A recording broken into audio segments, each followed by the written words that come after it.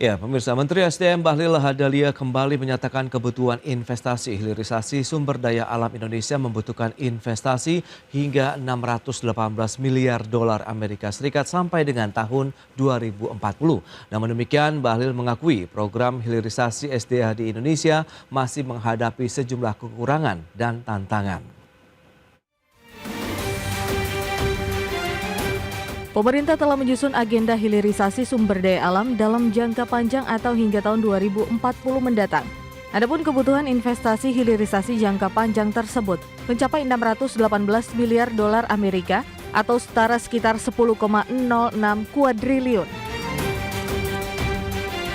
Menteri Energi dan Sumber Daya Mineral Bahlil Lahadalia mengatakan, nilai kebutuhan investasi tersebut tak hanya di sektor pertambangan minerba dan migas, namun juga di sektor pertanian, perikanan, dan perkebunan.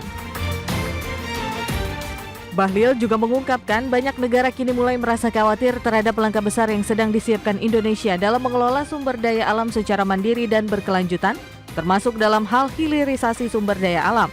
Bahlil juga menyebut saat ini juga banyak lembaga swadaya masyarakat yang gencar kampanye negatif terhadap langkah hilirisasi di Indonesia. 618 miliar US dollar ini kita bangun hilirisasi dari semua aspek, tidak hanya pada aspek oil and gas, tidak hanya pada mineral batu bara. Pertanian, perikanan, perkebunan. Ini yang sedang ditakuti oleh beberapa negara lain selain Indonesia. Makanya sekarang banyak LSM yang mulai serang-serang Indonesia untuk menyangkut hilirisasi. Serang menyangkut nikel, serang menyangkut boksit, serang menyangkut dengan timah. Kenapa? Karena mereka tahu ini. Dan Bapak Ibu semua, perintah Bapak Presiden Prabowo kepada kami, dan saya sebagai Menteri SDM, sejengkal pun saya tidak akan mundur dari tekanan-tekanan asing untuk melanjutkan apa yang menjadi program hilirisasi.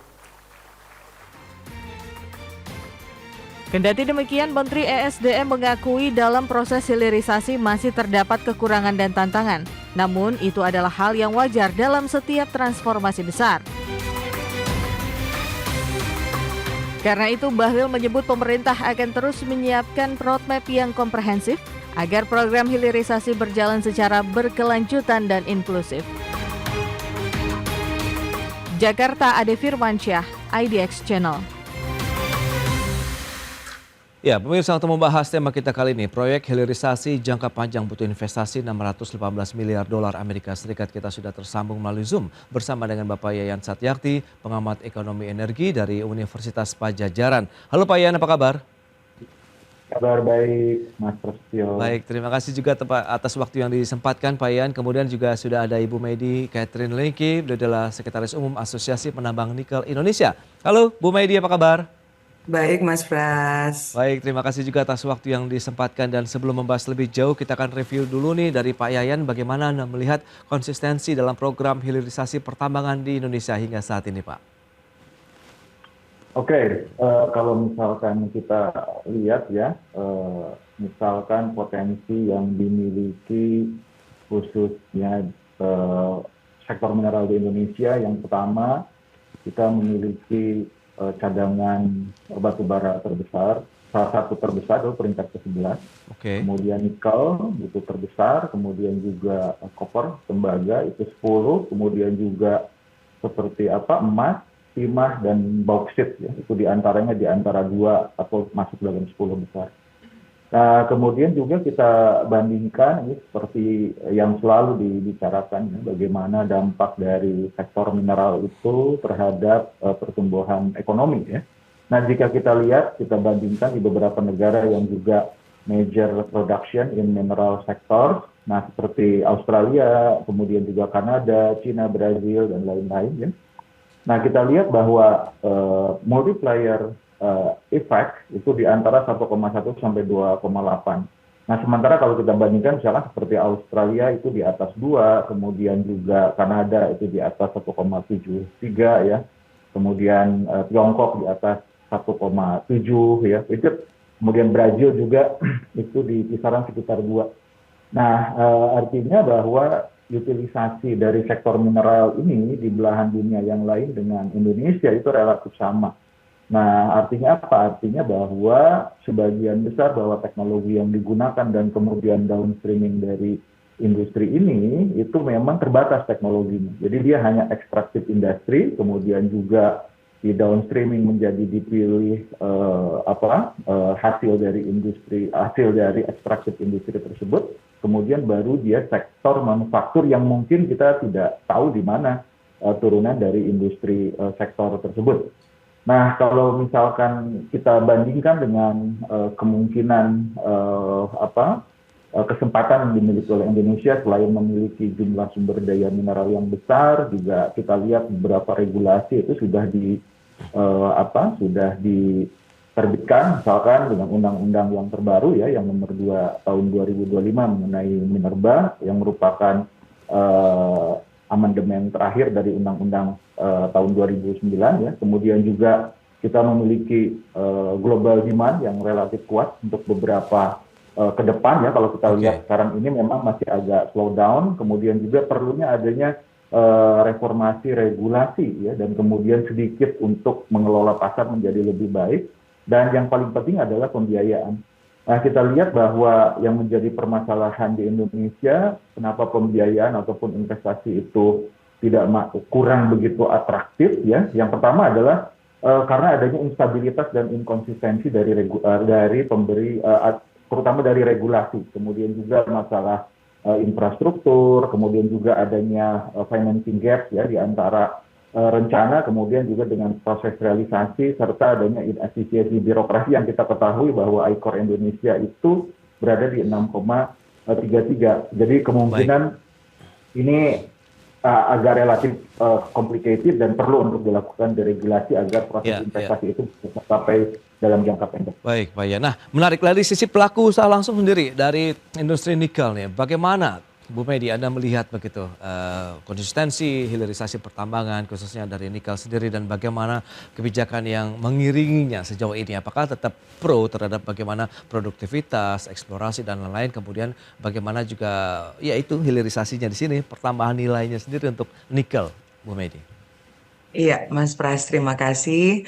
Ya, kalau kita mau melihat, kita flashback dulu ya, Mas Pras ya, sejak tahun 2010, waktu kita masih ekspor, termasuk saya ya, biji nikel, yang notabene yang kita ekspor itu kebanyakan sampah ya, mungkin ya, atau banyakan yang nggak penting banget, karena kandungan biji nikel kan rata-rata di bawah 2% waktu diekspor, artinya 98% terbuang tanah dan air gitu.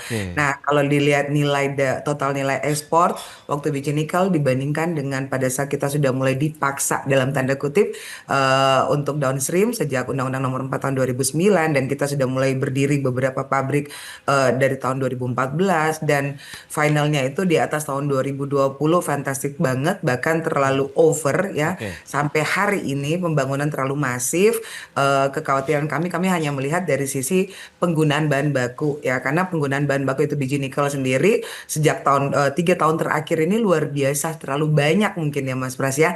Bahkan di tahun ini saja dari begitu pabrik-pabrik smelter yang sudah ada 49 yang mengolah pirometalurgi menjadi nikel PKR dan ferronikel sampai ke nickel matte, bahkan sudah ada 5 pabrik ekspor yaitu pengolahan biji nikel menjadi bahan baku baterai. Di tahun ini saja kebutuhan biji nikel itu bisa sampai 300 juta ton. Nah, itu hanya dari pabrik-pabrik yang sudah existing, yang sudah berproduksi. Bagaimana dengan pabrik yang nanti saat ini sedang berkonstruksi? Bahkan ada juga yang belum menyelesaikan perizinan. Nah, total itu bisa sampai 145 pabrik pengolahan nikel loh Mas Pras. Bisa bayangkan berapa kebutuhan biji nikel. Apakah kita bisa mengcover semua demand dari lokal aja ya, dari pabrik dalam negeri aja. Bahkan sejak tahun lalu atau 2 tahun lalu sudah ada impor dari Filipina, dan di bulan ini akan ada impor lagi dari negara yang lain, yaitu dari Solomon, bahkan dari New Caledonia. Artinya kalau kami sih sah-sah aja ya mau impor gitu ya kan, artinya karena saking banyaknya kebutuhan dalam negeri. Tapi yang menjadi perhatian kami adalah bagaimana cadangan kita ini bisa mengcover kebutuhan dalam negeri negeri, dan Iya. yang paling penting lagi yang tadi agak disinggung ya di awal video, yaitu Menteri SDM Pak Bahlil menyinggung bagaimana serangan yang begitu masif dari pihak luar, yaitu LSM Oke. atau NGO-NGO luar. Bahkan saat ini kami sedang ada, mungkin Mas Pras lihat, sedang viral 2 hari terakhir ini, Oke. di mana kami sedang menyelenggarakan kegiatan International Critical Minerals Conference, dihadiri oleh 60 negara, sekitar 2.000-an peserta seluruh dunia, 30 negara dari government levels, dan tiba-tiba ada salah satu NGO masuk Ya. dan menyuarakan suaranya terkait bisa dibilang lingkungan yang terjadi di Raja Ampat gitu. Saat ini lagi viral banget ya Mas ya. Yes. Inilah yang terjadi. Sebenarnya kami concern mengenai lingkungan. 3 hari lalu kami bahkan mulai melakukan kegiatan namanya ESG Forum nih Mas Pras. Ya. Artinya pembangunan kita ini kan step by step. Kita sudah berhasil melakukan kegiatan hilirisasi downstream, walaupun belum end downstream banget, masih intermediate, masih nikel kelas 2. Tapi pemerintah juga sudah aware terhadap kita akan membangun yang namanya ekosistem baterai. Itu satu kebanggaan loh Mas Pras ya. Karena saat ini sejak tahun 2022 kita sudah menguasai nikel producers dunia itu 60-65% dunia lah ya. Nah, Ya. itulah yang menjadi fokus kita, bahwa keberhasilan yang awal buat kita nih para penambang awal di tahun 2010 sampai 2014 agak sedikit dipaksakan, tapi karena pemaksaan itu terjadilah yang namanya overproduksi atau over smelter, terlalu banyak smelter di Indonesia. Kita juga salah satu penyumbang harga nikel turun karena terlalu overproduksi dari nikel Indonesia. Nah, Ya, langkah ya. selanjutnya adalah apa Mas Pras? Lingkungan. Langkah Oke. selanjutnya adalah ESG community gitu loh. Nah, ini yang sedang kita godok bersama nih Mas Pras. Ya, Artinya ya. kalau mau melihat dari sisi keberhasilan hilirisasi, kita sudah sangat amat berhasil. Tinggal bagaimana mengundang N downstream sehingga terjadi satu paket ekosistem dari biji nikel sampai N banget gitu ya. N produk banget, jangan setengah produk yang diekspor keluar balik lagi ke Ya, sini. ya. Nah, Nah, ini sih Mas Pras keberhasilan itu dia. hilirisasinya. Apalagi tadi Pak Bali juga sudah menyebutkan memang untuk hilirisasi jangka panjang dananya cukup besar ya, ada 618 Betul. miliar dolar begitu sampai dengan tahun 2040. Kita akan bahas lebih jauh lagi nanti di segmen berikutnya. Bu Medi, kemudian Pak Yan, kita akan jeda dulu sebentar. Dan pemirsa, kami akan segera kembali usai pariwara berikut ini.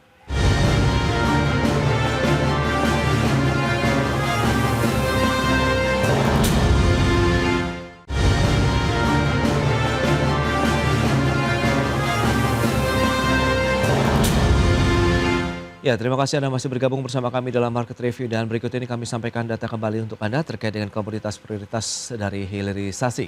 Ya, ada nikel, besi baja, timah, logam tanah, kemudian sawit, karet pala, udang, rumput laut, dan rajungan. Total ada 28 komoditas.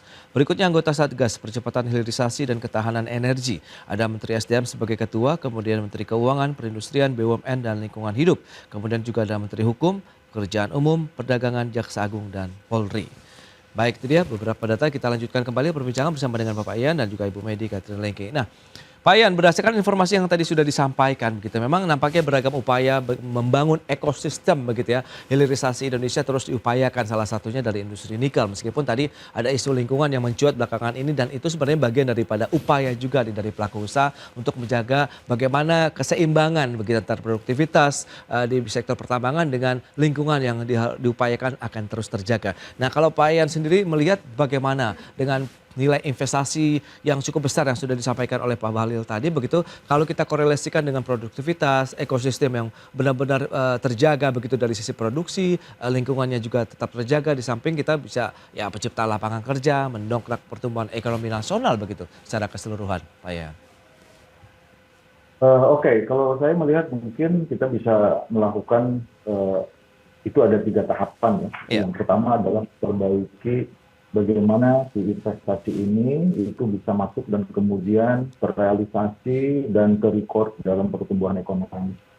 Nah, kita ketahui bahwa seperti yang tadi saya katakan di awal, kita harus memperbaiki increment capital output ratio. Oke. Artinya kita harus melakukan deregulasi khususnya peraturan-peraturan yang tumpang tindih, kemudian juga menjadi lebih efisien. Itu kan kalau kita lihat ada ratusan izin yang harus dilewati ya oleh misalkan investor, ini bagaimana caranya agar proses ini itu bisa menjadi lebih cepat dan efisien sehingga mampu untuk menurunkan ICOR. Nah, kalau Iya. misalkan kita bandingkan di beberapa negara yang lain, misalkan seperti di ASEAN, ICOR kita itu paling tinggi ya dibandingkan dengan negara lain yang hanya sekitar 4. Nah, jadi di sini itu tahapan pertama. Kemudian yang kedua, setelah dilakukan efisiensi dari birokrasi investasi tadi, kemudian yang kedua, apakah kita mampu untuk mengendorse para investor ini untuk melakukan sustainable investment. Nah, jadi sustainable investment ini berarti selain untuk memperkuat investasi yang ada di dalam negeri, nah tetapi juga memperkuat untuk sustainability khususnya dari sisi penggunaan sumber daya alam tadi. Oke. Jadi bagaimana caranya agar sumber daya alam katakan nikel ataupun mineral-mineral lainnya itu mampu dihemat dan digunakan untuk meningkatkan nilai tambah, katakan untuk memperoleh pendapatan negara, karena pendapatan negara juga dari pajak dan lain-lain, dan juga ini untuk government spending sebagai redistribution of income ya. Oke. Misalkan untuk pembiayaan social protection, ya bansos dan lain-lain, dan juga pembangunan khususnya bagi seluruh rakyat Indonesia. Kemudian yang ketiga yaitu masalah pembiayaan. Nah, pembiayaan ini berarti kita harus mampu untuk mengidentifikasi kemungkinan potensi-potensi dari downstreaming industri ini itu agar menjadi lebih terrealisasi, lebih konkret. Nah, Oke. kalau kita lihat bahwa downstreaming yang ada seperti ini, itu industri antaranya masih belum ada. Nah, sehingga perlu adanya katakan demand creation ya, agar downstreaming dari industri ini itu tidak keluar, tetapi menarik investasi tadi agar downstreaming ada di Indonesia, sehingga value added dan benefitnya itu bisa mampu ada di Indonesia sehingga menciptakan penciptaan tenaga kerja. Oke, oke. Nah, lantas dengan beragam informasi atau data yang sudah disampaikan oleh Pak Yayan tadi, Bu Medi, lantas bagaimana Anda melihat optimisme hilirisasi di Indonesia khususnya nikel lah begitu? Apakah memang ini masih bisa tetap berlanjut begitu dalam artian dengan overproduction yang terjadi saat ini, kemudian serapannya juga yang masih menjadi kendala juga untuk di market dalam negeri, Bu Medi? Ya, Mas Pras. Jadi kalau kita berbicara konsistensi, Ya, apakah hilirisasi itu berjalan? Kalau kita melihat bahwa apa yang sudah terjadi dari awal Undang-Undang 4 tahun 2009, kemudian perubahan di Undang-Undang 3 tahun 2020, dan begitu banyak aturan-aturan baru ya yang bagaimana mendukung percepatan hilirisasi namanya ya. Tapi yang kita harapkan adalah benar-benar hilirisasi yang bisa membangun satu ekosistem sehingga bisa terakomodir semua, dan yang paling penting lagi seberapa besar value added yang didapat oleh negara dan penerimaan negara itu bisa mengcover kebutuhan masyarakat, khususnya masyarakat sekitar tambang. Jadi bukan hanya kita berbicara masyarakatnya tapi lingkungan, kembali lagi ke lingkungan sekitar tambang, sekitar pabrik atau sekitar smelter, dan bagaimana GDP atau pendapatan masyarakat di sekitar itu betul-betul mumpuni atau proper dan bisa seimbang dengan satu nilai investasi. Nilai investasinya besar, tapi apakah masyarakat betul-betul bisa merasakan dampak manfaatnya dari betul. investasi hilirisasi ini? Iya, Ini kan yang paling penting adalah kembali ke masyarakat, yaitu rakyat Indonesia. setuju. Value add-nya ada di sisi mana? Yang kedua adalah kalau kita berbicara konsistensi, konsistensi itu adalah konsistensi juga dalam aturan, Mas Pras. Jangan juga terlalu banyak aturan yang begitu membebani para pelaku usaha, sehingga akhirnya pelaku usaha itu jadinya ya move gitu kan ke beberapa Iya, negara yang lain, contohnya seperti Vietnam gitu ya. Kita lihat beberapa sektor selain pertambangan di mana para investor yang sudah ada di sini kok kabur gitu kan. Berarti kan ada sesuatu, ada something yang mungkin perlu dibenahi oleh pemerintahan yang baru. Yang keempat adalah bagaimana betul-betul pemerintah dalam hal ini yang begitu banyak lintas kementerian bisa membuat satu paket sehingga para pelaku usaha tidak merasa terlalu diribetkan harus ke berbagai-bagai lintas lembaga. Karena kan kalau kita bicara pertambangan, apalagi downstream, apalagi industrial park, iya. itu banyak banget gitu loh Mas Pras, perizinan yang harus kita comply dan harus ke sana sini gitu kan. Oke, Bu Medi. Perizinannya banyak banget. Tapi kan Sehingga ada membuat Satgas kita Hilirisasi dan Ketahanan Energi, Bu, dan juga dari upaya-upaya dari regulasi aturan begitu yang disampaikan Pak Ian tadi sehingga ya, kalau diharapkan menjadi solusi itu. Satgas Hilirisasi kan Ya. ada namanya percepatan. Hmm, Percepatan itu kan nggak berlaku semua, Mas Pras. Artinya oke. kan sudah berjalan hilirisasi. Tapi hilirisasi tidak akan berjalan tanpa ada namanya tambang atau tanpa ada namanya raw material. Hmm, Mereka datang ke Indonesia karena kita nomor satu di dunia untuk cadangan atau sumber daya nikel kita. Nah, tapi bagaimana kembali lagi dukungan pemerintah bukan hanya oke. sekedar kita kita berbicara Satgas, what is Satgas is gitu kan, betul-betul terimplementasi nggak ke lapangan langsung nggak? Itu Iya, sih yang harus kita aware bersama bahwa Satgas itu bisa membantu kemudahan, percepatan dan kenyamanan para pelaku usaha. Bukan sekedar kita ada Satgas, iya, iya. tapi kok kedepannya kok menjadi makin ribet gitu kan. Nah, ini Oke. sih yang kita minta kepada Iya, iya. pemerintah bahwa konsistensi mengenai regulasi dan konsistensi mengenai bagaimana pelaku usaha upstream dan downstream betul-betul nyaman dan aman sehingga para investor baru yang kita berharap investor yang membuat ekosistem baterai contohnya atau end downstream ini betul-betul bisa nyaman berusaha di Indonesia. Itu Covering dia. dari pemerintah pusat maupun di daerah. Dan yang Ya. paling penting lagi bagaimana sinergi kita nih dengan pemerintah dalam rangka menghadapi serangan-serangan dari pihak lain tanda kutip mengenai dirty nickel kembali lagi kerusakan lingkungan kembali lagi yuk fakta bersama apa sih yang terjadi di wilayah-wilayah pertambangan dan bagaimana solusinya dan bagaimana kita mengencourage segala tantangan yang terjadi di wilayah upstream dan downstream untuk hilirisasi Indonesia. Oke. Baik, itu dia konsistensi kebijakan begitu yang diterapkan dari sisi pelaku usaha begitu sehingga memberi satu iklim yang kondusif lah ya bagi investasi dan keberlangsungan usaha sendiri. Nah, Pak Yan terakhir bagaimana proyeksi Anda terkait dengan hilirisasi Indonesia ke depan, singkat saja silakan. Oke, mungkin yang paling utama yaitu seperti yang tadi saya uraikan bahwa hilirisasi mineral kita harus sustainable minerals ya. Jadi sustainable minerals itu yang pertama bahwa mineral itu adalah accessible resources, yaitu sumber daya yang cepat habis. Dan bagaimana kita menggantinya kalau misalkan sumber daya itu habis. Nah, kalau misalkan habis berarti harus diganti. Nah, kalau misalkan diganti berarti akan ada natural resource substitution yang lain. Nah, ini mau dikemanakan nih Oke. sumber daya tersebut. Nah, berarti apa? Berarti minimal bahwa pemerintah itu harus membuat macam Natural Resource Endowment Fund. Jadi ini biasa yang dilakukan seperti negara-negara di Norwegia atau Swedia agar dana-dana yang dari sumber daya alam ini itu bisa kita jadikan sebagai dana abadi untuk misalkan meningkatkan EBT atau misalkan untuk menciptakan sumber daya manusia, untuk transfer teknologi dan lain-lain. Karena kalau misalkan hanya mengandalkan dengan non-sustainable investment, itu kita tidak akan memperoleh manfaat dalam jangka panjang. Jadi sumber daya itu akan cepat habis, ya sudah habis. Baik, itu dia yang perlu juga ditekankan begitu ya, bagaimana transfer teknologi, transfer ilmu dan lain-lain sehingga kita bisa mendapatkan satu energi yang bersih juga, tapi di satu sisi kita mengoptimalisasi lagi dari SDA yang ada di Indonesia. Baik Pak Yan, Bu Medi, sayang sekali waktu terbatas ini, terima kasih banyak atas informasi, update, insight dan juga analisis yang sudah diberikan kepada pemirsa pada hari ini. Selamat melanjutkan aktivitas Anda kembali, salam sehat, sampai berjumpa kembali. Bu Medi, Pak Yayan, terima kasih. Terima kasih Mas Pras, Pak Yayan.